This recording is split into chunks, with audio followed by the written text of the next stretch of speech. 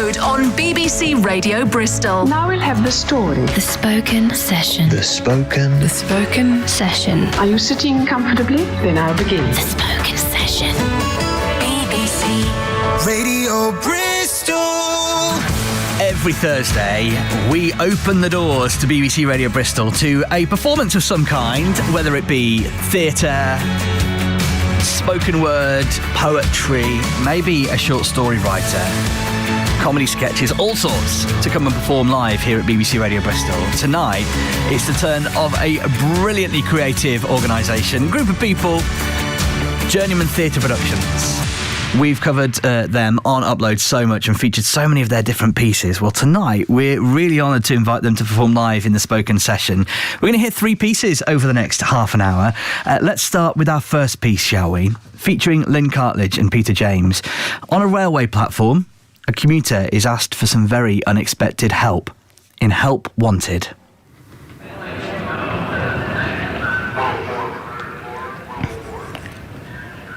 Excuse me. Yes. Sorry to bother you, but do you know anything about trains? Well, I catch one every day to work. When they're running, that is. The times I've complained about... No, I mean, do you know anything about train engines? No. Oh, that's a shame. I could do with some help from someone who knows how to operate one. I'd have thought you'd need to speak to a train driver. I am a train driver. I'm this train's driver. Trouble is, I'm not entirely sure how it works. How it works? But if you're a train driver, surely you should know how to drive it. Well, the manual isn't very clear. I even had trouble opening the cab door, let alone starting the engine and getting the thing to move. You'd think it would have easy instructions, wouldn't you? But surely you've been trained. Sort of. I did an online course, but I have to say it really didn't prepare me for the real world. I mean, look at it. It's huge, isn't it? The engine? Yes, I suppose it is. Look, this is my train to work. Are you saying that you're the driver and you don't know how to operate it? Oh, I got a rough idea. But I'll feel a bit easier about it if I was sure where the brakes were and the speedometer was in English. What do you mean, English? You know, miles per hour instead of that kilometres nonsense. 120 miles per hour, I understand. But what does 50 kph mean? Is that fast or slow? There's a timetable to think about, you know. Don't talk to me about the timetable. This train is always late, if it turns up at all. I'm here every day. I pay a fortune for a season ticket, and the service is terrible. I've made dozens of complaints. I wrote a letter every week last month, but does it make any difference? Well, if I don't get this train going, it's going to be another timetable failure. Do you think you could give me a hand? What? If you were to jump in the cab with me, I could drive and you could call out instructions from the manual. How are you with colours? OK, I think. Why? I'm colourblind. Perhaps you could peep up from the manual every so often and tell me what colour any lights are. Red, green... This is ridiculous. I'm not getting into any train engine with you. You're not fit to be an engine driver, and I can't think of anything less safe than the lives of hundreds of passengers being in your incompetent hands. You'll be helping me out. Improving the service, even. Service? You call this a service? I've absolutely had enough. Late trains, trains that don't show up at all, overcrowding, closed buffets, my multiple complaints ignored. And you are the last straw. I'm going home to get my car and taking myself out of rail travel forever. Goodbye.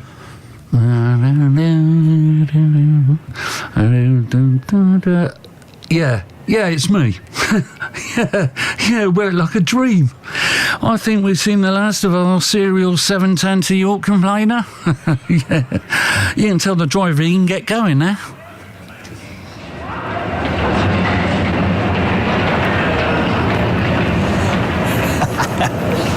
Brilliantly done that.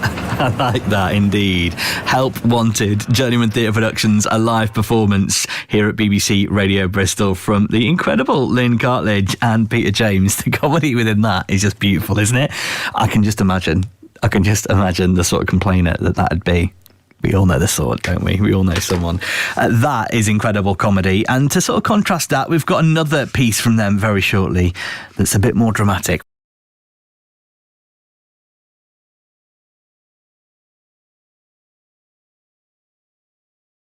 Right, today it's a spoken session, a live performance on the radio by Journeyman Theatre Productions. We heard their first piece, Help Wanted, a few minutes ago. A wonderful comedy, but this is a bit of a contrast to that.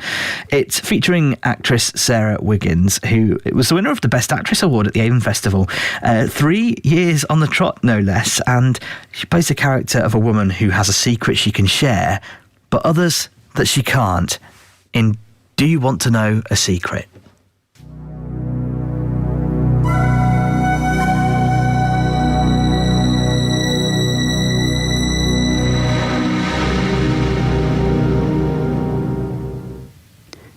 You look shocked. Did you think people like me couldn't be killers? Maybe when I asked, do you want to know a secret, the last thing you thought I'd tell you was that I killed him. I imagine you see me more likely a victim than aggressor. Weak. Not having it in me. Actually, that would have been a good assessment of me, until the day I took his life. But I'm not the evil one. He had preyed on me from when I was very young. Used my naivety, my fear of consequences. Some real, but so many invented to keep me weak. He'd made me keep a secret I could never tell because of the damage it would do. He'd said my mother wouldn't believe me. No one would ever look at me the same way again. I believe that some wouldn't look at me at all. So, in the end, that's why I did it. It's odd, isn't it?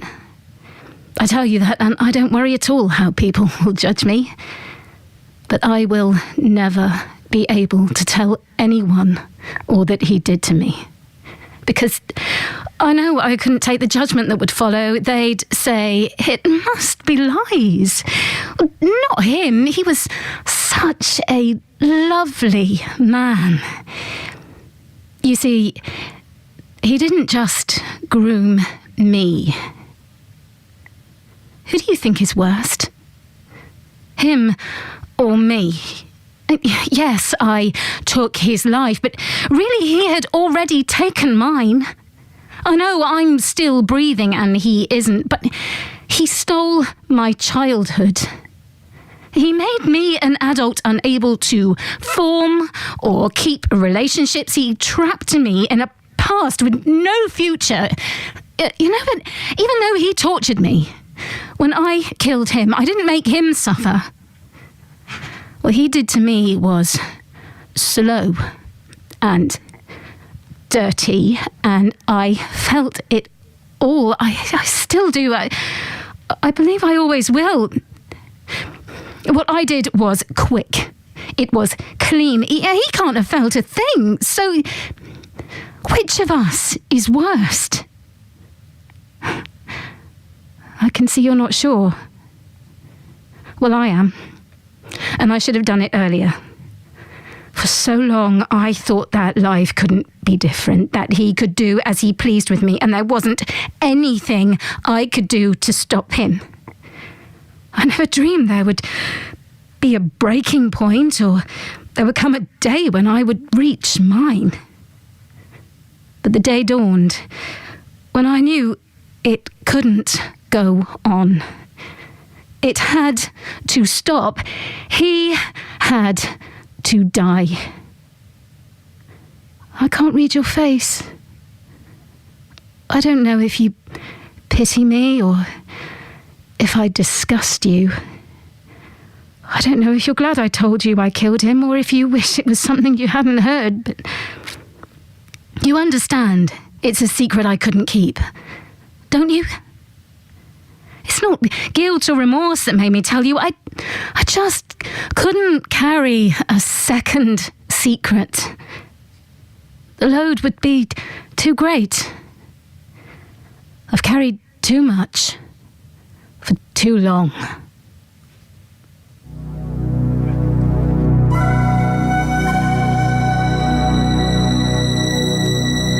Wonderfully powerful piece, that, isn't it? From Journeyman Theatre Productions, Do You Want to Know a Secret? Performed by Sarah Wiggins, winner of Best Actress Award, Avon Festival 2020, 21 and 22. A really, really poignant piece, that, isn't it?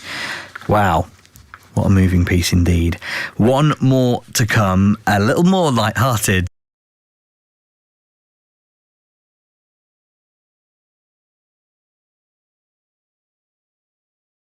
We've been featuring the incredible Journeyman Theatre Productions over the last half an hour with some incredible performances already from Lynn Cartledge, Peter James and Sarah Wiggins. But time now for the final piece of their live in session, the spoken session for us here on Upload. And it's a piece that's featuring Ian Corns, Best Supporting Actor Award winner in 2020.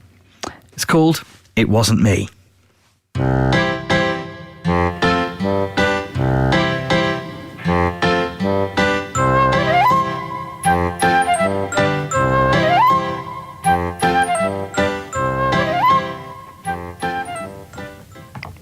"I saw you do it," said Mrs. Howells, with her hands on her hips and a face like thunder. I knew she hadn't, but it was futile to deny it. After all, she did have a football in her lounge, a broken window, and a 40-year-old bloke in full Bristol Rovers kit standing in her kitchen. I had to admit, they were clues that could be linked by any amateur sleuth. "When I said it wasn't me," I started. "Yes?" What I really meant was, "Sorry, it was an accident." Mrs. Howells looked me up and down, and then she curled up her lip and said, "At your age?" I hung my head. "What's a grown man doing dressed like that?" "This is my official Rovers kit," I protested. She gave me another withering look, and I actually felt I withered, and she said, "What are you doing kicking a ball around anyway?" I caught sight of several of my reflections in what was left of her window. I saw that the football shirt was tight around my belly, and the bald patch on the back of my head was shining bright and white. I looked ridiculous, and any thoughts of telling her the truth were dismissed from my mind.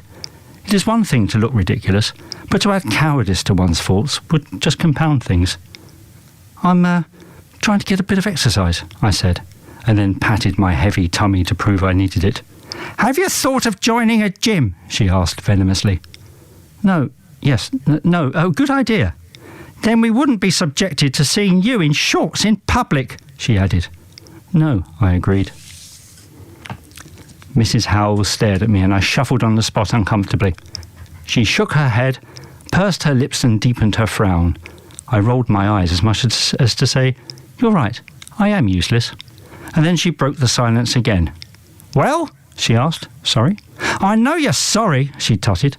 "When I said, well, I meant, when are you going to get off my lawn?" "Oh," I said, "now if you like." "I would like," agreed Mrs. Howells as she folded her arms and fixed a new evil stare on me. "Right," I said. "Go on then." "I will," I said. "It's just that..." "What?" she yelled. "Spit it out, man." I gulped. "I just wondered if I could have my ball back, please." Mrs. Howells turned a worrying shade of purple. She started shaking at the ankles, but the reverberations travelled quickly. Then her whole body quivered with rage. I did what any middle-aged bloke in a Rovers kit would do, and ran. I wasn't sure what she called after me, but the words tubby and murder were involved, so I didn't stop to check. In fact, I didn't stop running until I reached the end of the road, and then had to try and catch my breath by Mr. Wilt's privet hedges. Psst! I heard the noise, and immediately straightened up whilst trying to ignore some rising nausea induced by my 30-yard dash. "Psst, Dad!" I didn't look into the bush, but spoke in a low tone out of the corner of my mouth. "Stay down and out of sight, Jack." "But, Dad," the bushes rustled. "Did you get the ball back?" "Not exactly," I said. The bushes rustled again. "What did Mrs. Howells say about the window?" "It's fine," I lied. "No problem. Just crawl out and we'll sneak home the back way." "OK, Dad." Jack and I crept home like the neighbourhood delinquents we were. Then, just as we reached our garden gate, the boy put his hand in mine and said, "Thanks, Dad." "That's OK, son," I said. "We couldn't have Mrs. Howells finding out that it was you that broke her window, could we?"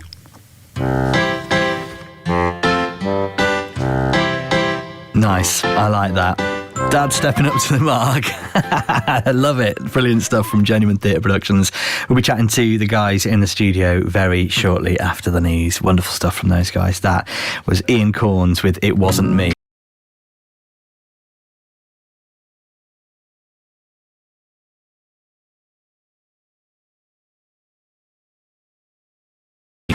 With Adam Crowther. Yes, you, me, 3 till 10 as I mentioned. And if you were listening a short while ago, you will have heard the amazing spoken session from the incredible Genuine Productions. Genuine Theatre Productions, good evening. Good evening. Hey, in chorus, I like it. Welcome into the studio, first of all. It's nice to have all of you in. There's more of you, right? More than just these guys, or is this a lot? Phil, Tony? No, there's far more. No, far more. The list goes on. The list goes on. Yeah. There's a huge cast of you then. Yeah. We got a good network of cast, haven't we, and production team as well. You know, for the productions that we do, whether it's bar, cafes, theatre, radio. I was about to ask you a bit about that because normally people would find you performing in places that aren't really normal for theatre to be performed in, right? So you sort of think standard theatre is where you'd go and see a show or a performance, but not for you guys. Where do you guys perform? Oh gosh, we've done plays in hotels and cafes and pubs, but we can be found on a normal stage as well. Every now and then? Every now and then, yeah. What's the weirdest venue that you've performed in, do you reckon, as Genuine Theatre Productions? I think, I won't name the pub, but a pub where they said they were prepared for us, but they clearly weren't. And everyone's chuckling like they know exactly which pub you're talking about. Yeah, that'd be probably the weirdest one we've done. Nice. And of course, the beauty of performing theatre in places where people aren't expecting it is that you get to perform it to people who wouldn't normally consume theatre, I guess. Yeah, absolutely. I think when we were doing performances in a hotel, people were coming along probably mainly for the meal, and a lovely meal it was too. And then finding that each course was punctuated by a short play, and something you don't see very often in this country, but it's apparently quite popular in America.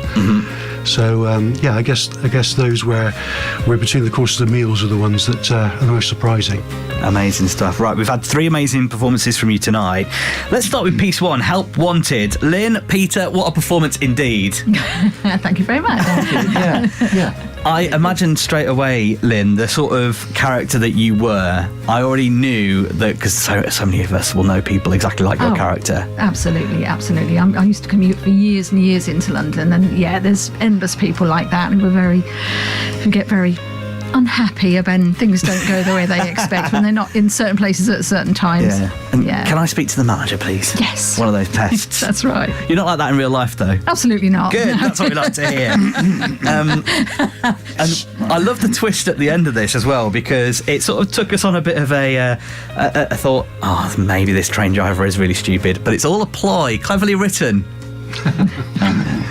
That's a nod to you as writer. Was that sort of an easy decision for you to come to? That one started with the end, actually.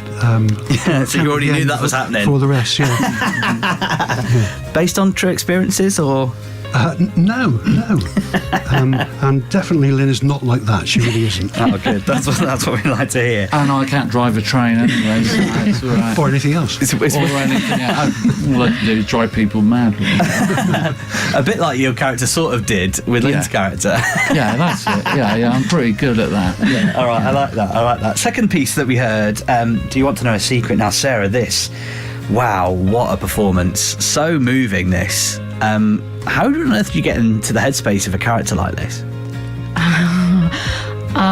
Well, I suppose as an actor, it's our job to get into the headspaces of other people, and you can draw on all sorts of life experiences, can't you? Even if you've never been in the exact same place that character has been in.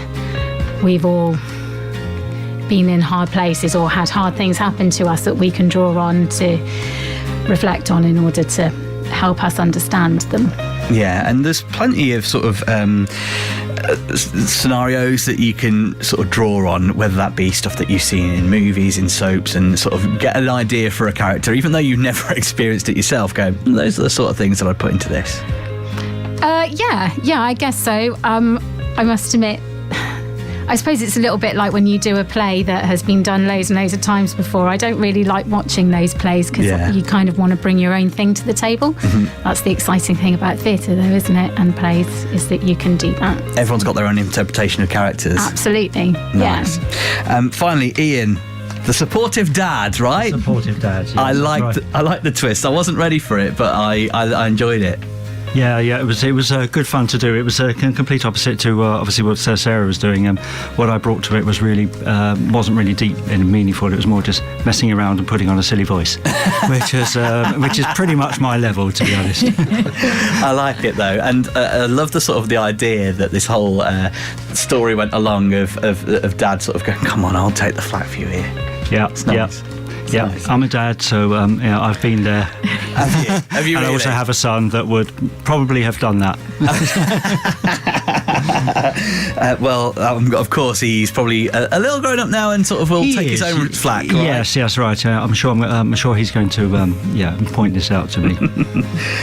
Let's come on to a bit of the performance and the directing of this then, because Tony and Phil, this is sort of your domain in the writing and the directing of these pieces. How much involvement do you have from the performances that these guys bring? Do you sort of have to tweak it too much? Because these guys are all great, aren't they? From a directing point, Adam, don't have to do too much at all. We work through this story. We decide what the points of the story are and how we want to express it. And then I basically just join up the dots with the production and the actors. But the actors bring a huge degree of skill to this. Yeah. It always gives me a lot of confidence. It helps, I guess. Absolutely. And then for you then, Tony, writing these pieces and then handing them over, much like Phil's just said there, you've got trust in these guys, but you've created these worlds and these guys take it on with some direction from Phil. How much of a sort of a wretch is it to give away these pieces?